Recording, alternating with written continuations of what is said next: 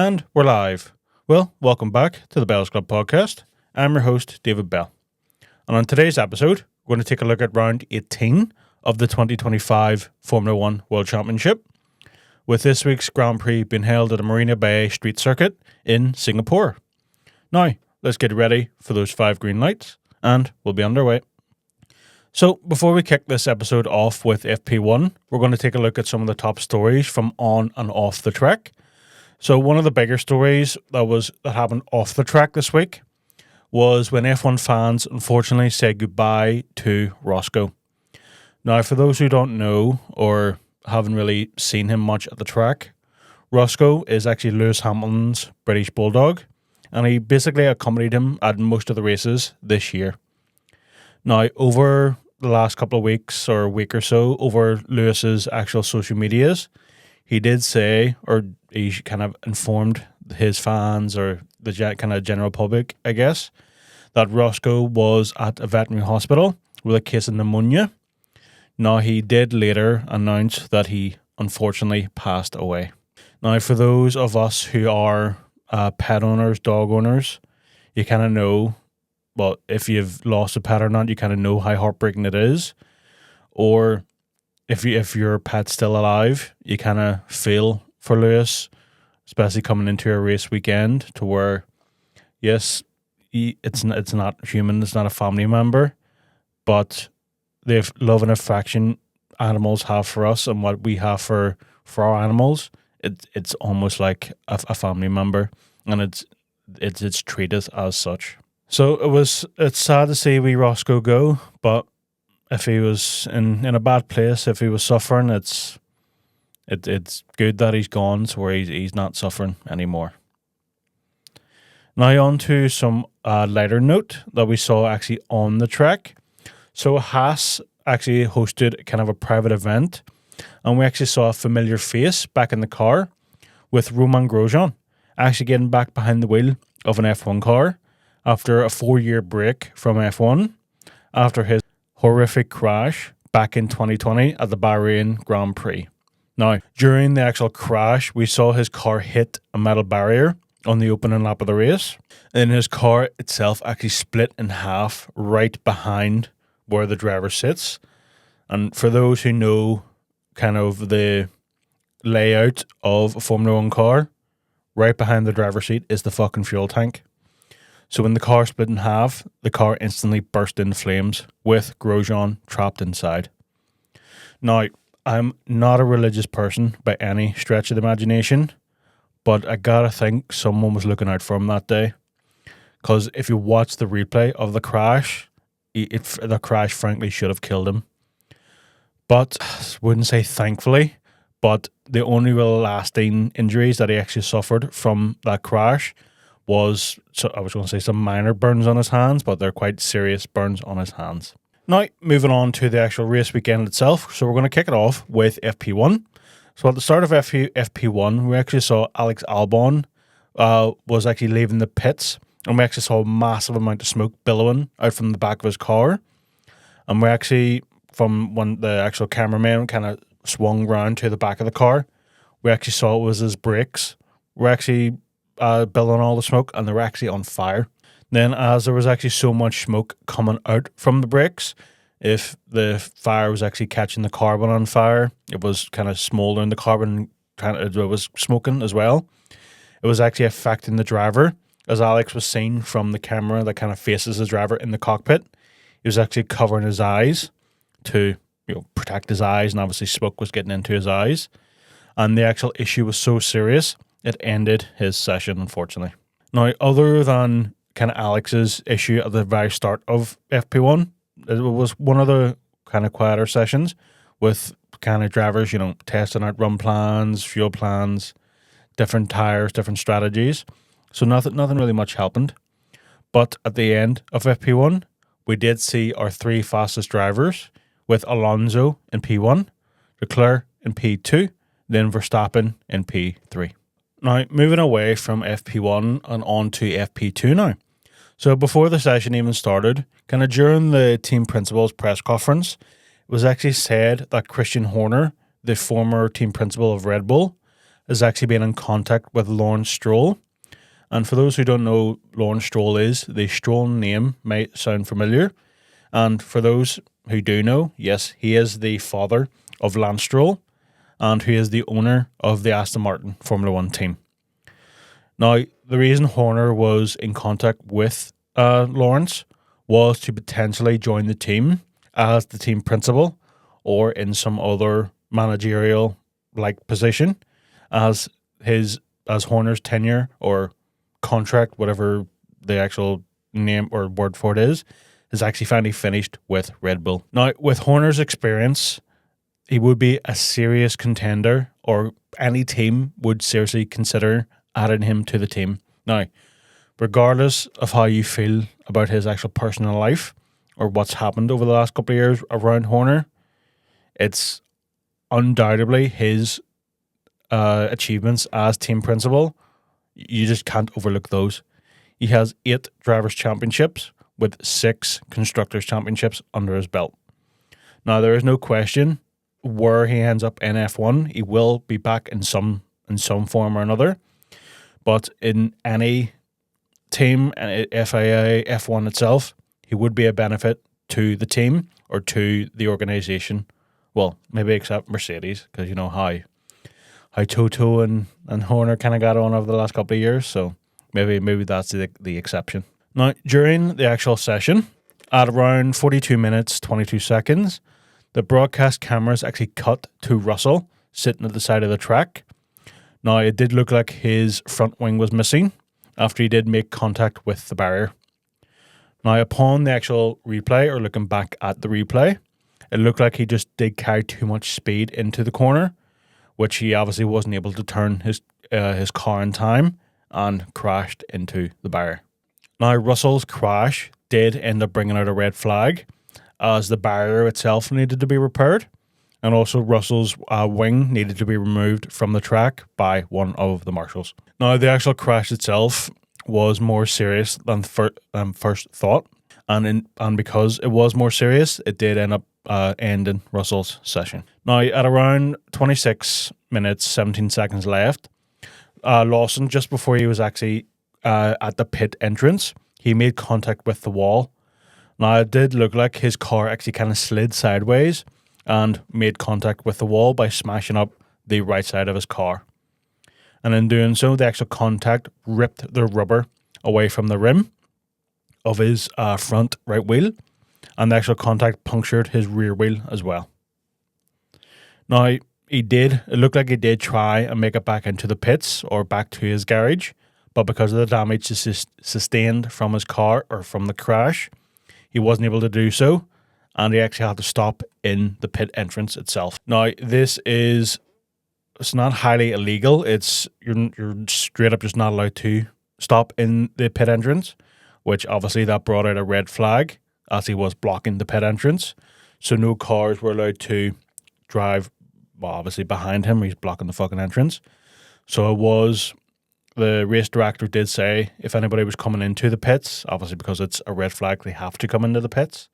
They can just kind of cut in front of him, kind of cut over the line, and there would be no penalties given to the drivers that did that because of the car blocking the entrance. Now, during the restart, after Lawson's crash, as the cars were leaving the garages, both Leclerc and Lando were released at the same time.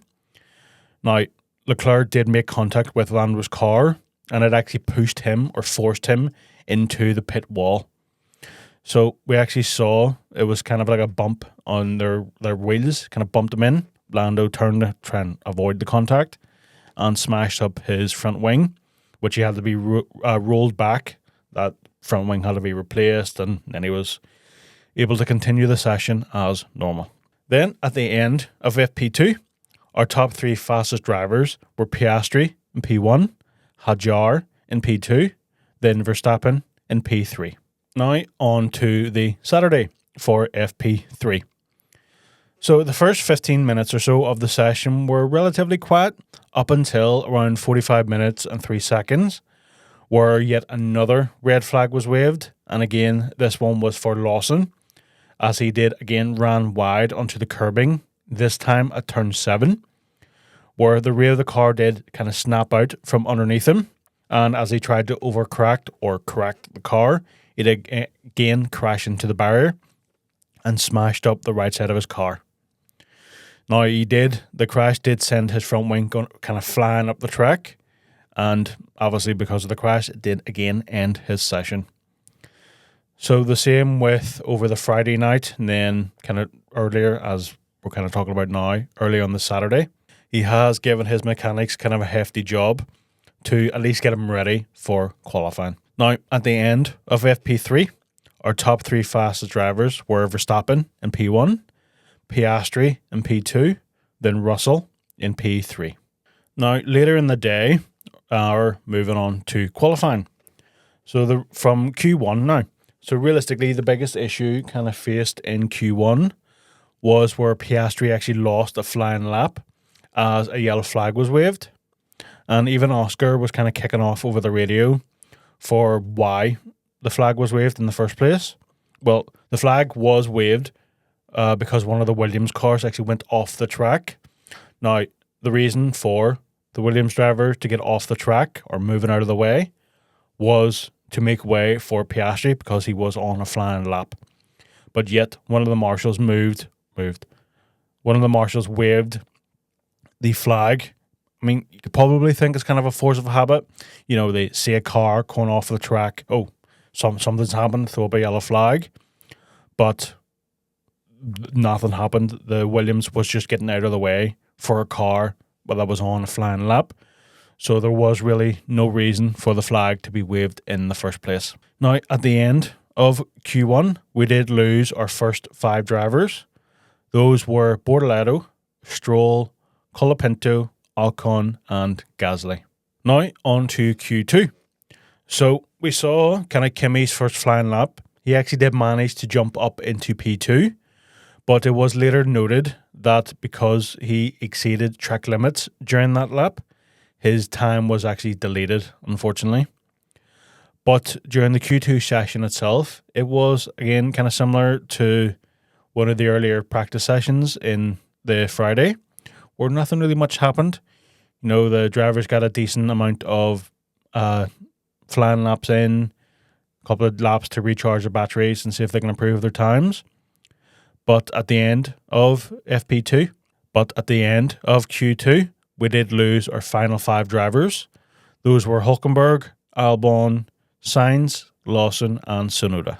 Then onto our final qualifying session, or Q3. Now, this was a very clean session, as these are, you know, the 10 best drivers in the world, and they're at the top of their game, so they don't usually make a lot of mistakes. But the person on the very top, or in pole position, sits George Russell for the race on Sunday. Now, he is followed on the front rows by Verstappen in P2, Piastri in P3, then Kimi in P4. Now we're going to take a look at Sunday, or the Singapore Grand Prix itself. So before the race even started, we first saw that both of the Williams had been disqualified from qualifying, as they both failed a technical inspection around their rear wings. Now, due to this, they did have to start from the back of the grid.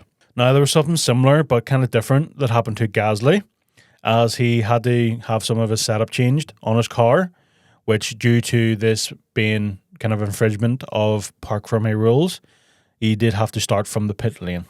Then at the start, or on lap 1, we did see some drama between the 2 McLaren drivers, where Norris had to force his way past Piastri, but in doing so, he actually made contact with the back of Verstappen's car, which damaged his front wing. Now, as he was pushing past Piastri, he actually did make contact with Piastri, and he almost sent him into the wall by kind of tapping his front wheel. And you can even see from Piastri's onboard where they kind of jolt out of the way, or had to jolt out of the way. And if he wasn't as good of a driver as he was, he would have ended up in the wall. Now, it was later in probably literally like the following corners, or the following lap, where Piastri was kind of kicking off over the radio, and he just straight up just was not happy about almost being put into the wall by his teammate. Then on kind of the following couple of laps, it was later found out that the FIA and McLaren himself found no fault, or there was no further action needed to be taken on behalf of Piastri. Now, the question is, I wonder what the outcome would have been if the roles were reversed. If Piastri had tapped Norris and all sent him into the wall, would Piastri have been penalised? So we all kind of know or have the kind of the feeling that as we get closer to the end of the season and it's put more of an emphasis on who's going to win the Drivers' Championship, will McLaren prioritise Norris over Piastri? Or will they just let them race? But with that, only time will tell. Then from lap 2 up until around lap 45, it was quite a quiet race. Kind of the actual cars kind of broke out into 2 or 3 separate groups, which they were kind of just running their own race really at that point. But it was on lap 45 where we actually saw Nico Hülkenberg but he spun his car 180 degrees and had to take to one of the runoff areas because he did lose the rear end of the car under braking. But he actually did manage, luckily, to keep the car out of the walls, and he was able to rejoin the track with no other issues. And that brings us to an end of the 2025 Singapore Grand Prix, and George Russell takes the win for this weekend. But with 2 years on the trot, McLaren win the Constructors' Championship, with both of their drivers finishing in P3 with Norris and P4 with Piastri. Now, Russell and Norris are followed on the podium by Verstappen in P2. Now, with the Constructors wrapped up, we can now look ahead to the battle for the Drivers' Championship between Oscar and Lando. Now, the races remaining, we have 6 left, but we also have 3 sprint races still to go. So after McLaren win the Constructors this weekend, now things are going to get interesting to see who comes out on top and is undoubtedly the best driver in the world in 2025. So that will do us for this week's episode of the Bells Club podcast. I want to thank you all for listening to this week's episode. And if you feel like you've enjoyed, please feel free to follow us here on wherever you get your podcasts. And I look forward to talking to you all next week or in 2 weeks' time for round 19 or the United States Grand Prix. Goodbye, everybody.